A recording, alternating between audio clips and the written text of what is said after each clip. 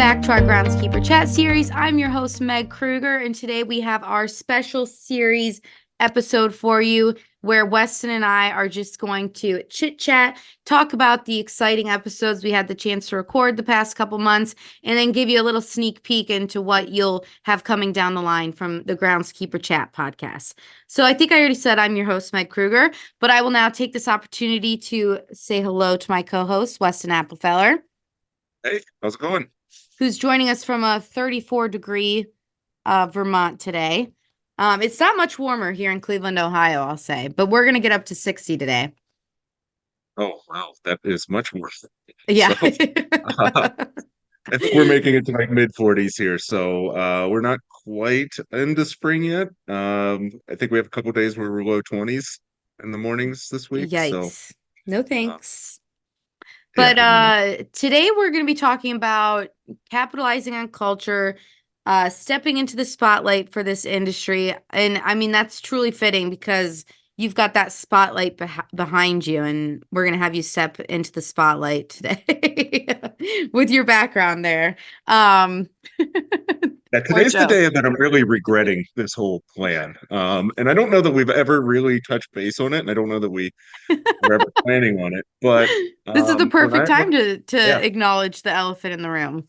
So for those of you that don't watch on YouTube and just listen to the podcast on, Spotify or Apple Podcasts or whatever platform it is, um, when we first started it, I told Meg I wanted to have some empathy with the groundskeepers and feel like I'm still somewhat of a groundskeeper and work in all elements.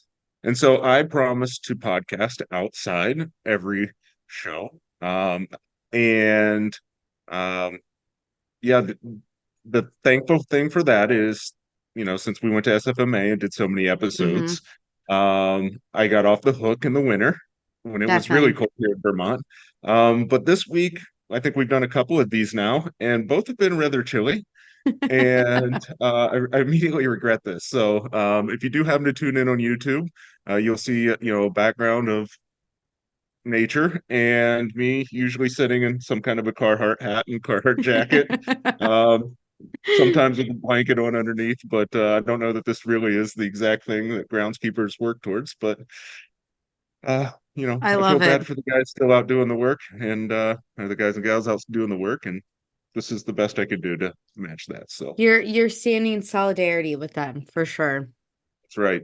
But yeah, you All you definitely got off the hook in the winter months. We'll try and switch that up maybe next year, really make you pay. But we didn't want you to run away from your co-host responsibilities so early on.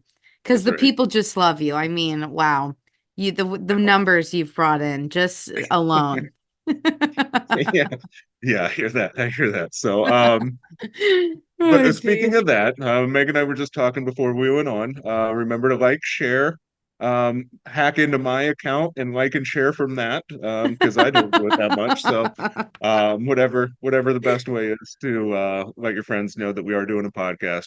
We're trying our hardest to get this up and running and smooth and on time, so that you guys have something to listen to each and every week. So, Definitely. Whether you're out on the mower or you're painting lines or you're on your commute, it's a nice listen along. We've, got a definitely an array of guests, everyone from, commercial partners to groundskeepers that are in the Parks and Rec level, all the way up to the major leagues.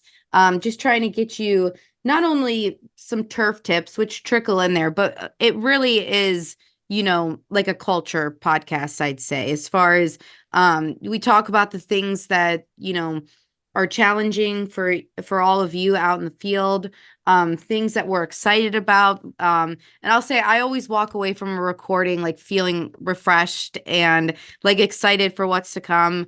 I think I had like pages and pages of notes that I wrote after our last episode with Paula, where it was just like I just felt revitalized. So hopefully that comes across to you guys and you can walk away with, whether it's a tip or just a better disposition for the day. That's a day well made in our book. So, yep. And each like few guests, we have a different topic, a different series mm-hmm. that we're addressing. And so if there are, guests or topics that you'd like to hear, what's the best way to get those to us? Through your social media, I'm assuming, since Yep. you're present. DM me on Twitter. That's going to be Meg Kruger _.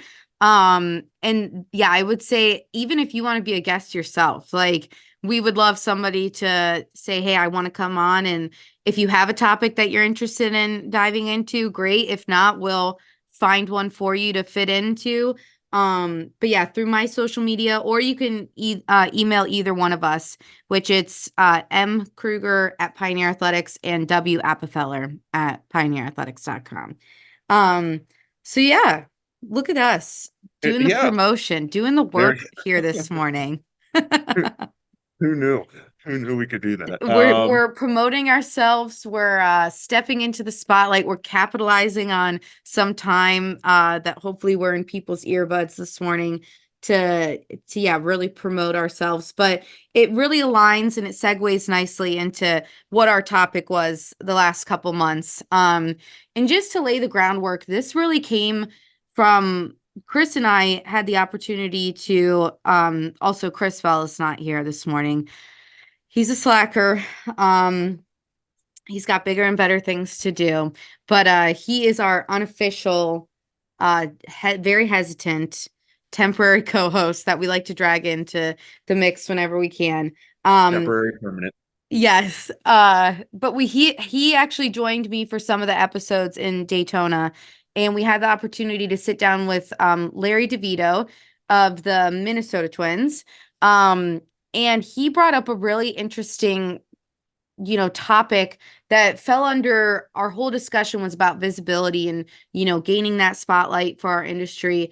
And he was, pointing out that the golf industry has done a really good job of this. That at the end of big tournaments, or even, regular play, like the media or the course or the industry, they all do a really good job of acknowledging the superintendent and the crew, whether that's a televised ceremony at the end of a tournament where they give the superintendent a trophy, or it's just something where the golf course culture has this appreciation for the crew, for the superintendent. There's always kind of those shout outs and that acknowledgement.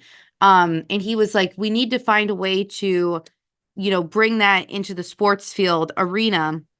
And then immediately following Larry DeVito's talk, we sat down with Aaron Fink, who is down in Louisville.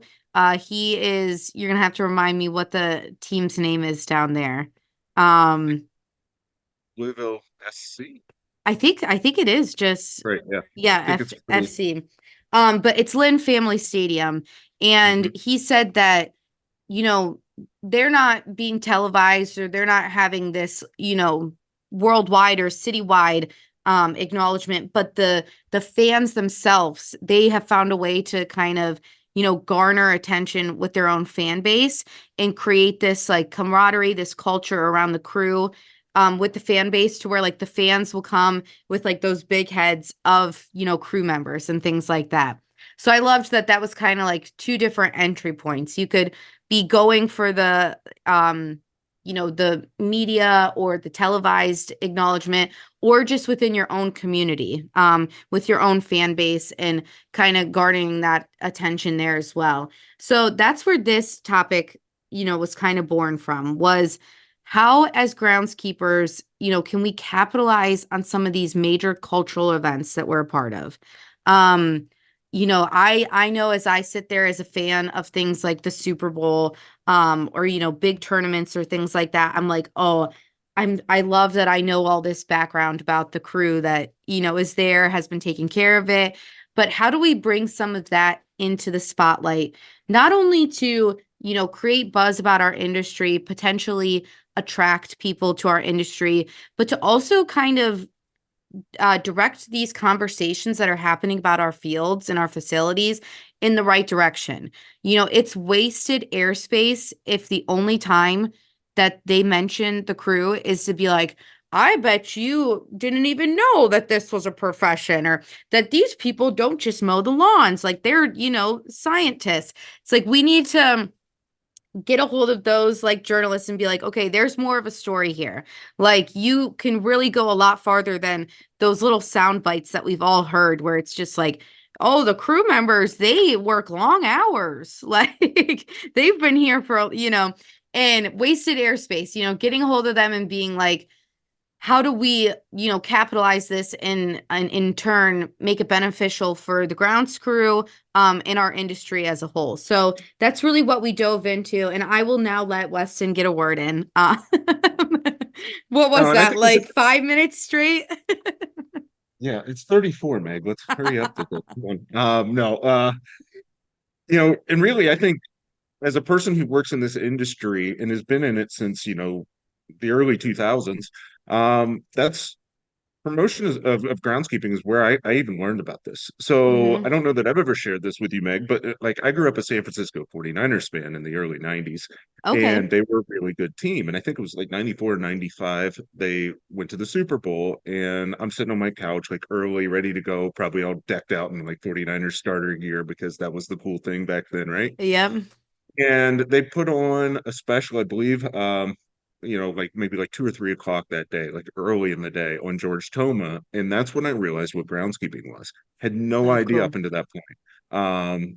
Went to high school, like, a couple years later, knew exactly what I wanted to do, graduated, went to Ohio State, straight into turf, and, become a groundskeeper. Hmm.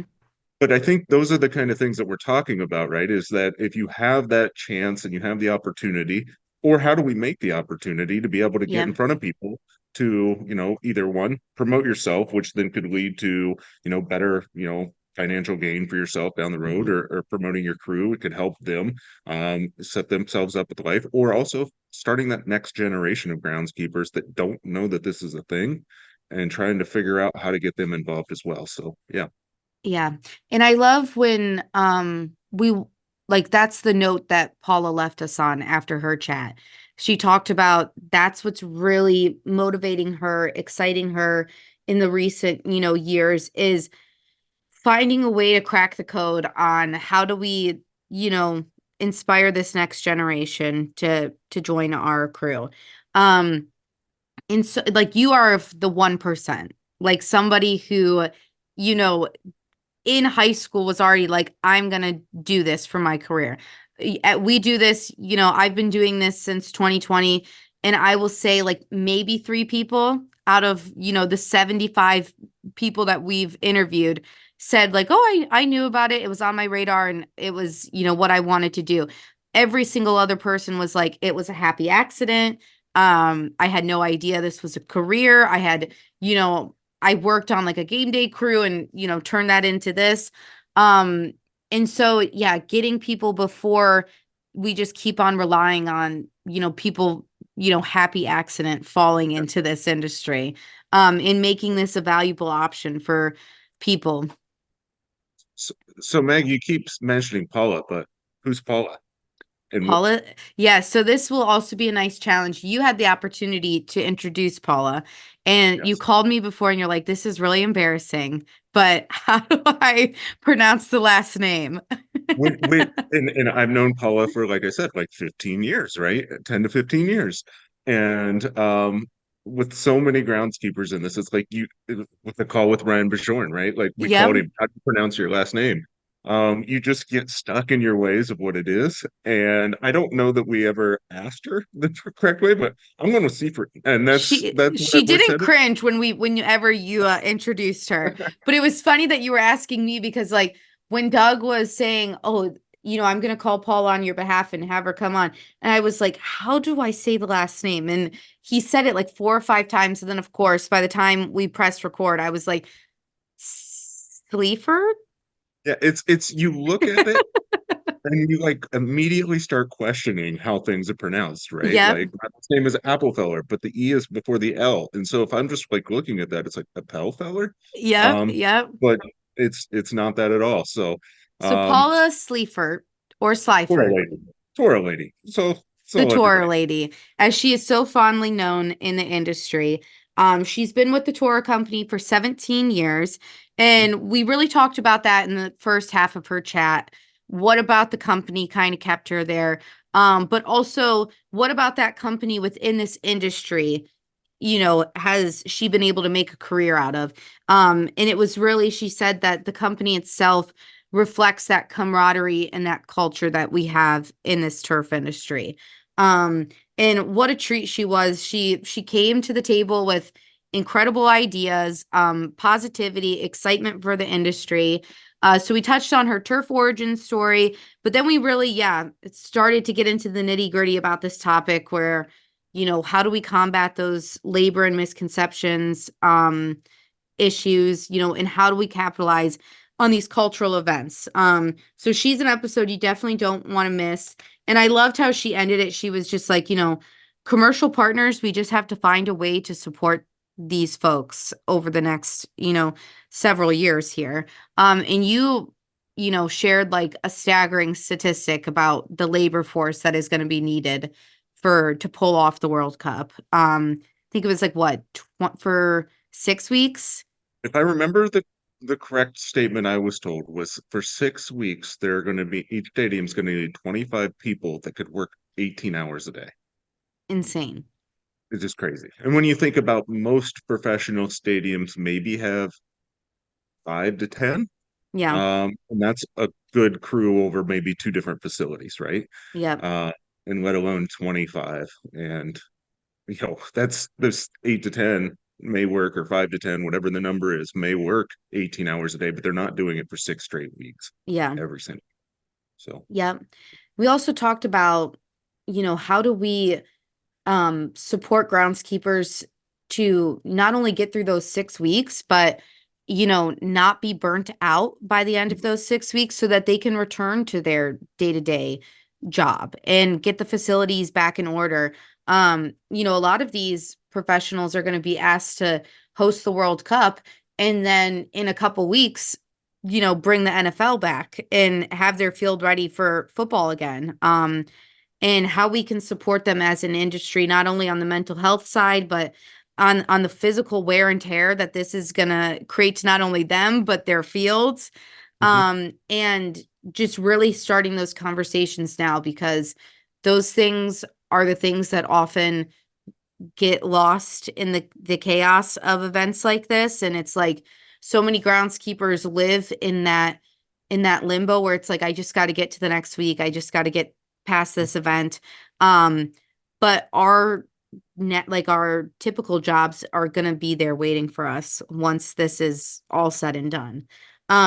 So lots of golden nuggets from that chat, and also just a general inspiration to start talking about these things in your own organization. Reach out to commercial partners like Paula, like Pioneer, to kind of see where you can be supported, and let us know how you need to be supported over the next couple years. Because definitely on the Pioneer end and clearly on the Toro end, there are two companies that want to support the workforce so that we aren't left with people that are burnt out and, hating, sending a message that, is not in representative of the day-to-day job. Yeah, So absolutely. So good stuff. And couldn't have said it better, Meg. Couldn't have said thank it better. you. And so all of that to say, like we touched on the World Cup as this major cultural event that we're talking about.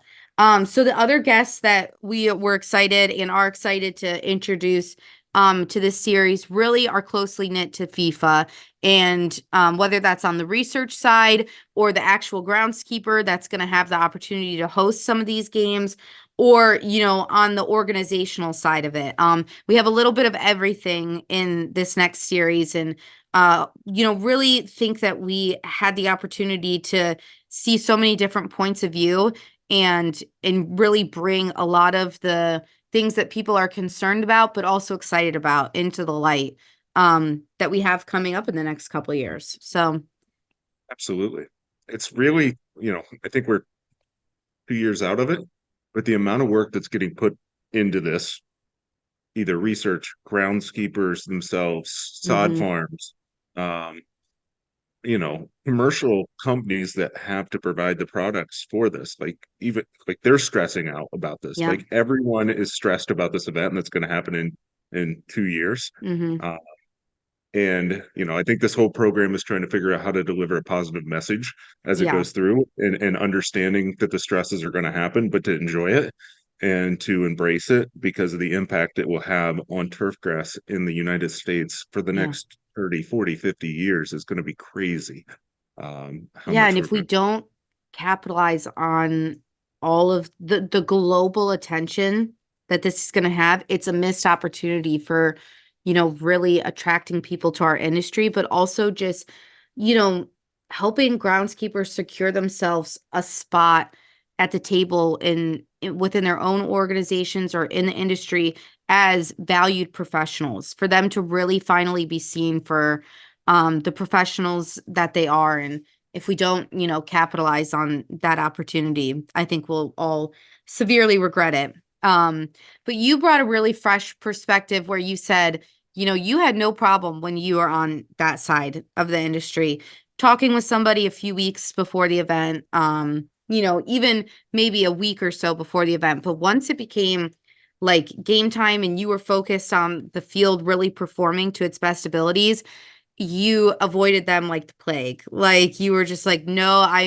I can't talk about it right now. So share that a little bit in how we can help people who probably have the same exact feelings as you kind of get out of that rut and, have them be well prepared to ask, answer questions, because I think it's going to be inevitable. They're not going to be able to avoid the media attention. So having them well equipped to speak to their field, to speak to the industry, and how they prepared everything, I think is going to be really important. Yeah, basically what I was trying to say with that, and that was with the interview with Paula was, um, as a groundskeeper, and you start working, important events, and that could be either an opening day, or it could be, the Super Bowl, or it could be MLS Cup or a World Cup qualifier, whatever the event may be, a baseball playoff game, it could be a number of different things.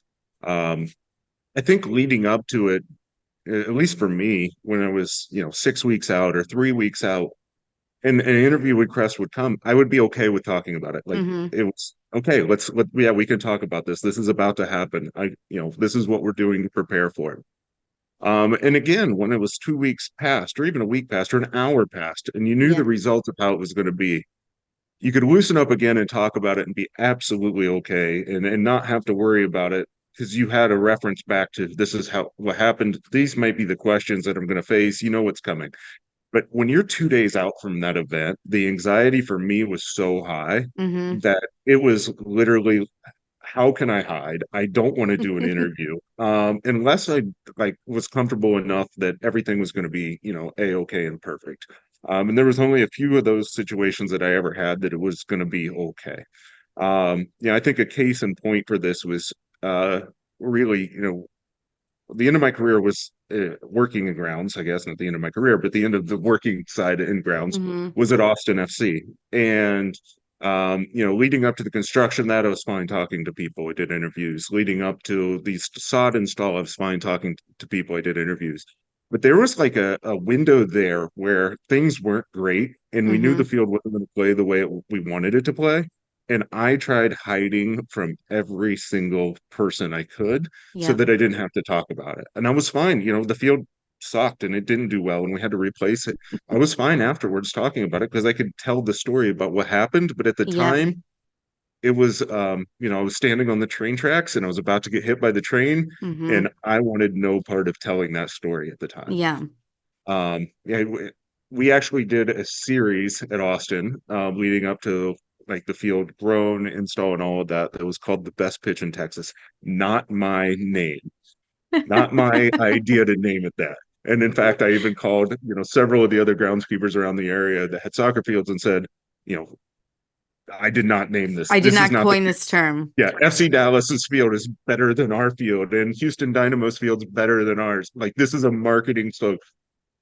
And we did three or four of those, and they wanted to do one more right before the first game, and I knew the field was going to fail. And I was like, we cannot do Yeah. this. Like, I am Yeah. not doing this. I'm not putting myself out there. So that was, long-winded answer back like you just had a little while ago and said, I'm going to let you talk now. But Yeah, as a no, groundskeeper, that was always my experience is as the vet came closer, I wanted no part of it. of course. And so like would your advice in taking all of that into consideration, be that a groundskeeper find somebody else either with, on the crew or within the organization that they can, bounce, things off of at those kind of like say, hey, I know that there's like somebody here that really wants to talk to us. I can't be that person right now, but make sure that they're well versed enough. Make sure that they know what the story is as well. Or how do we kind of help them in those moments where it's like they're not going to be able to avoid somebody Yeah. creating a story about it? I think controlling the narrative matters a lot. And I hope, Hmm. everyone is fortunate enough to work with the kind of media relations people that I worked with Yeah. over my in the higher the stadium's probably the higher the level of support you're going to have, but I would make sure that they know what could be asked Yeah. and what to talk about and the talking points to go about it. I know most organizations are not going to let somebody else on the crew talk. They're going to keep it to the one, the highest leveled person is going to be the one that can talk, and that's going to be Yeah. it. And all the requests typically have to go through the media relations person so that they can um, go back and check the questions and make sure they know what's coming. Hmm. But if you don't feel comfortable doing it, I would make sure anybody that's going to be asked that question, so either a president of an organization or an operations officer or your media relations person themselves, knows the answer to the questions that could be coming. Yep.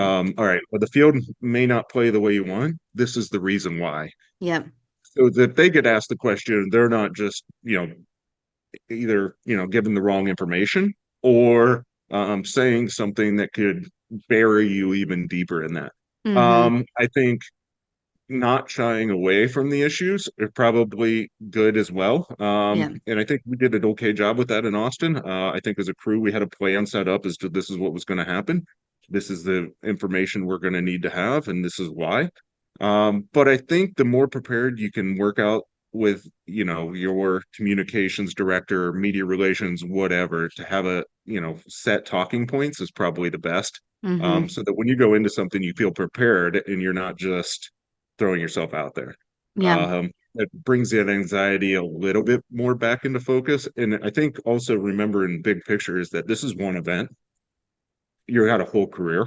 Yep. And don't be so scared of that one event when you have 20 years of experience or you have 30 more years to come. This is just a stepping stone in one day. Yep. So Well, and it's this same story across every industry where people will say like later on in their career when they look back, it's the mistakes that they learned from. As long as you learned from them, it was a worthwhile mistake to have. I mean, it probably sucks in the moment, no doubt, but like the lessons you can learn obviously. And I think, how can a groundskeeper maybe they're not getting any support from the higher ups or media relations within their own organization, or maybe that's not even a position that the organization has because it's, budget or whatever. How can they, advocate for themselves to those higher ups that, hey, we do have a story worth telling. Like maybe if we can tell it from our own, within our own organization and we get the story out there, how it's going to be a lot more yeah, beneficial than, a journalist coming up to us the night before the game and finding the wrong person. And now the story's out there and maybe let's get ahead of it and tell the story that we want to tell. Like, how can the groundskeepers advocate for that within their own organizations, do you think? yeah, I think that's a great question. And you're really putting me on the spot here to come up with an answer My that favorite thing to do. I'm not sure that I, could answer correctly across all platforms. But really, what it comes down to is, I think you know the story that could be told. As a Hmm. groundskeeper, we know our grass or our fields better than anybody else could know, right? Like Hmm. you could sit in the stands and look at it and be like, why is that mowed that way? Well, there's a reason why, or why Yeah. is this, why is the tarp on now instead of, when it's not raining? Well, there's probably rain coming, right? And so Mm-hmm. I think once again, controlling the story, controlling the narrative, and being extremely professional when you put that out there, right? Mm-hmm. Um, if you're going to go talk to somebody in your organization about, uh, getting an article or going to social media or having a Twitter account, I think that's probably a good one to talk about, right? Like if you're low Yeah. level, maybe the story's getting told through social media or an Yeah. X account. Sorry, I'm using the old name. Um, It doesn't fall off the tongue as easily as turf Twitter does, so that's yeah. their loss. I think you almost need to put together a business plan, if you would. Mm-hmm. This is why, this is what, some social media post could look like or a story could look like. This is what we can do. This is the kind of followers you could get. Use other examples of what that could look like. And when you do it, just be extremely professional with it. Mm-hmm. And uh, you know, there's things about every job that is great. There's things about every job that sucks. Mm-hmm. Um, know that there's a proper way of putting out good things. There's a proper way of putting out bad things. Yep. And really review all of the stories, all of the tweets or the Instagram posts or the TikToks or whatever, this the magazine articles, and make sure that you have a few people read those before Yep. you do it, and make sure your organization obviously signs off and approves your plan to do it before you even start. But I think the more positive you can be, or the more real you can be, the Yep. better output you're going to have when you do something like that. And overall, the quantity of what you put out there is going to be helpful. If there's one snafu over the course of 6 weeks, if you've got, a ton of things out there, it's more likely that people are going to find the positive point of views or the positive elements of the story that you're telling. If you did a diligent job of telling the story across the whole, time. Um, and if you need a business plan to copy and paste, I mean, I think anybody on the Super Bowl crew over the past couple years has done an excellent job of that. And this, especially this past year, they started posting the day they landed, in Las Vegas this year. Like, and it was, here's what the sod looks like today. Here's it being installed. Here are the lights on the field. Here's us painting the logo. And here's us, moving the field into the stadium. Like, it was so many points of contact for the event overall that while the field looked amazing and did play great this year, it was like a ton of people were tuning into the story, not just on game day. So if everything would have gone up in flames, we still would have had that positive traction that led up to the game and the eyeballs from the industry and outside of the industry that was like, oh, this is, people working on the field a whole month before game time, and this is a career option. Like how cool is that? And also, as far as like business plan, again, to plug our own content, we do a ton of, visibility training in the sense that if you need help curating posts or need ideas on what you should be putting out on social media or what you do put out on social media, how that affects you, your career, and your crew, we've got a ton of content covering that here on the series, on our website, and there will definitely be more to come. And I think that's what I'm really amped up about over the next couple of years is the possibility of, really helping media train and, a self-appointed groundskeepers publicist. So that's what I'm excited about.